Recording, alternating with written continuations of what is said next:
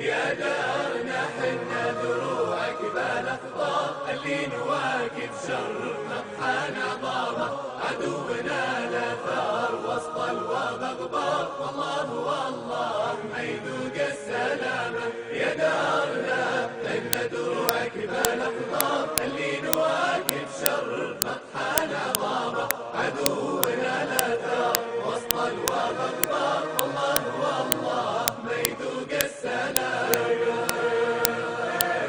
وتحصن بالجبل والتجب غار عليها القيامة البر وله زلزال وبجوه أصوات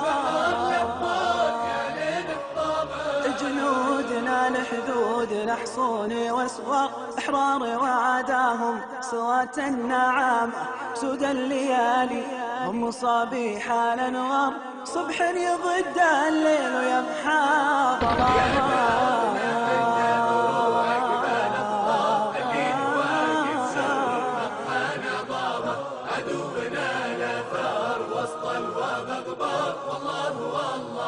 ما يذوق السلامة. يا دارنا إن دروعك بالاخضار اللي نواكب شر نطحان عظامة عدونا لا ثار وسط الوضع غبار اي والله ما يذوق السلامة.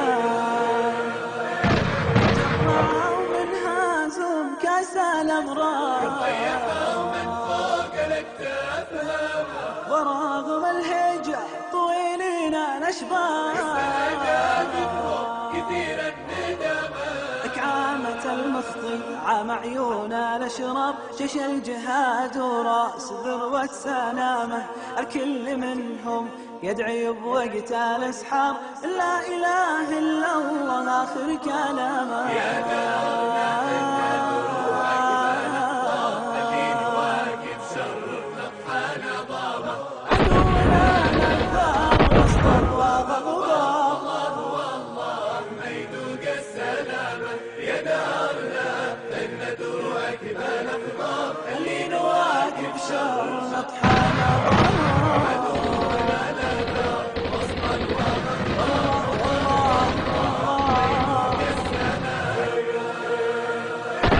يدار من تبى الغلا مثل ايثار انت الضيف انت جنة للعدالة